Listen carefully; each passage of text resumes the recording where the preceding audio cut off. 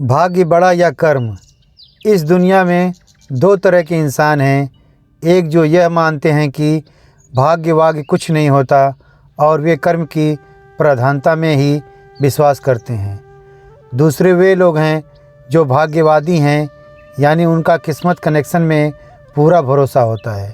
उनका दृढ़ विश्वास होता है कि जो भाग्य या किस्मत में लिखा है वो होके ही रहेगा। यानी इंसान कर्म और भाग्य की दो धुरियों में घूमता रहता है और अंततः दुनिया से अलविदा हो जाता है। आज का युवा भी यही सोचता है कि बिना कुछ किए उसे वह सब कुछ मिल जाए जो वह चाहता है। इस विषय पर अक्सर बहस होती रहती है कि आखिर कौन बड़ा है, भाग्य या कर्म। अनंत काल से ही यह बहस का विषय रहा है कि कर्म ज़्यादा महत्वपूर्ण है या भाग्य। नमस्कार दोस्तों, स्वागत है हमारे चैनल पर। दोस्तों, जब अर्जुन ने कुरुक्षेत्र में अपने स्वजनों को युद्ध के लिए अपने सामने खड़ा पाया तो उसका शरीर निस्तेज हो गया, हाथों से धनुष छूट गया, प्राणहीन मनुष्य के समान वह धरती पर गिर गया। तब भगवान श्री कृष्ण ने उसे गीता के कर्म ज्ञान का उपदेश दिया। भगवान गीता में भगवान श्री कृष्ण भी अर्जुन से कर्म करने की ही बात कहते हैं, अर्जुन को कर्म करने का ही उपदेश देते हैं। श्री कृष्ण कहते हैं कि अर्जुन, राज्य तुम्हारे भाग में है या नहीं ये तो बात की बात है, परंतु युद्ध तो तुम्हें पहले लड़ना ही होगा, कर्म तो तुम्हें करना ही होगा। तुलसीदास जी ने भी श्री रामचरितमानस में कर्म की ही प्रधानता बताई है। कर्म प्रधान विश्व करी राखा, अर्थात युग तो कर्म का ही है, प्रधानता तो कर्म की ही है। कर्म किए बिना कुछ भी संभव नहीं है। दोस्तों, एक जंगल के दोनों ओर अलग अलग राजाओं का राज्य था और उसी जंगल में एक महात्मा रहते थे जिन्हें दोनों राजा अपना गुरु मानते थे। उसी जंगल के बीचों बीच एक नदी बहती थी। अक्सर उसी नदी को लेकर दोनों राज्यों के बीच झगड़े फसाद होते रहते थे। एक बार तो बात बिगड़ते बिगड़ते युद्ध तक आ पहुंची। कोई भी राजा सुलह को तैयार नहीं था, सो युद्ध तो निश्चय ही था। दोनों राजाओं ने युद्ध से पहले महात्मा का आशीर्वाद लेने की सोची और पहुंच गए जंगल की उस कुटिया में जहां महात्मा रहते थे। पहले एक राजा आया और उसने महात्मा से युद्ध में विजय का आशीर्वाद मांगा। महात्मा ने कुछ देर उस राजा को निहारा और कहा कि राजन, तुम्हारे भाग में जीत नहीं दिखती, आगे ईश्वर की मर्जी। यह सुनकर पहला राजा थोड़ा विचलित तो हुआ, फिर उसने सोचा कि यदि हारना ही है तो पूरी ताकत से लड़ेंगे, परंतु यूं ही हार नहीं मानेंगे, और अगर हार भी गए तो हार को भी औरों के लिए उदाहरण बना देंगे, परंतु आसानी से हार नहीं मानेंगे। यह निश्चय कर वह वहाँ से चला गया। दूसरा राजा भी जीत का आशीर्वाद लेने महात्मा के पास आया, उनके पैर छुए और विजय श्री का आशीर्वाद मांगा। महात्मा ने उसे भी कुछ देर निहारा और कहा कि बेटा, भाग्य तो तुम्हारे ही साथ है। यह सुनकर राजा तो खुशी से भर गया और वापस जाकर निश्चिंत हो गया, जैसे कि उसने युद्ध तो जीत ही लिया हो। अंततः युद्ध का दिन आया।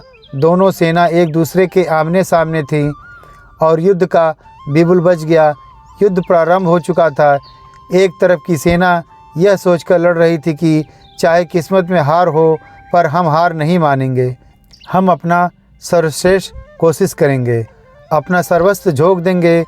और वहीं दूसरी तरफ की सेना एक निश्चिंत मानसिकता के साथ लड़ रही थी कि जीतना तो हमें ही है, तो घबराना कैसा।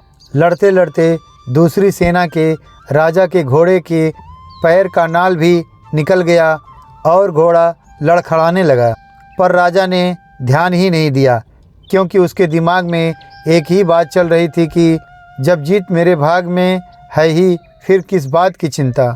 कुछ ही क्षण बाद दूसरे राजा का घोड़ा लड़खड़ा कर गिर गया, जिससे राजा भी जमीन पर गिर पड़ा और घायल हो गया और वह दुश्मनों के बीच घिर गया। पहले राजा के सैनिक ने उसे बंधक बना लिया एवं उसे राजा को सौंप दिया। युद्ध का निर्णय हो चुका था। युद्ध का परिणाम बिल्कुल महात्मा के भविष्यवाणी के उलट था। निर्णय के बाद महात्मा भी वहां पहुँचे।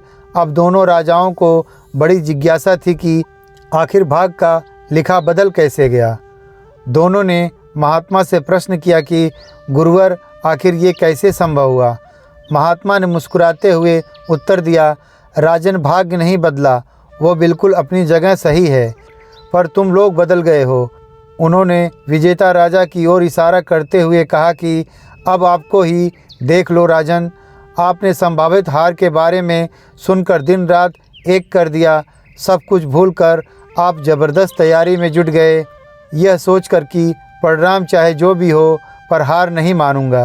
खुद हर बात का ख्याल रखा, खुद ही हर रणनीति बनाई, जबकि पहले आपकी योजना सेनापति के भरोसे युद्ध लड़ने की थी। अब महात्मा ने पराजित राजा की ओर इशारा करते हुए कहा, राजन, आपने तो युद्ध से पहले ही जीत का जश्न मनाना शुरू कर दिया था। आपने तो अपने घोड़े की नाल तक का ख्याल नहीं रखा। फिर आप इतनी बड़ी सेना को कैसे संभालते और कैसे उनको कुशल नेतृत्व देते। और हुआ वही जो होना लिखा था। भाग्य नहीं बदलता, पर जिसके भाग में जो लिखा था उन्होंने ही अपना व्यक्तित्व बदल दिया। फिर बेचारा भाग्य क्या करता। दोस्तों, हमें इस कहानी से यह सीख मिलती है कि भाग्य उस लोहे की तरह वहीं खिंचा चला जाता है जहां कर्म का चुंबक हो। हम भाग्य के अधीन नहीं हैं, हम तो स्वयं भाग्य के निर्माता हैं। यह सत्य है कि भाग्य भी उन लोगों का ही साथ देता है जो कर्म करते हैं। किसी खुरदरे पत्थर को चिकना बनाने के लिए हमें उसे रोज़ घिसना पड़ेगा। ऐसा ही ज़िंदगी में समझें, हम जिस भी क्षेत्र में हों, स्तर पर हों, हम अपना कर्म करते रहें बिना फल की चिंता किए। दोस्तों, ये कहानी कैसी लगी आपको कमेंट करके हमें ज़रूर बताएं। अगर दोस्तों कहानी अच्छी लगे तो प्लीज़ एक लाइक और एक सब्सक्राइब भी कर देना, क्योंकि आपके एक लाइक और एक सब्सक्राइब से मुझे हौसला मिलता है। धन्यवाद।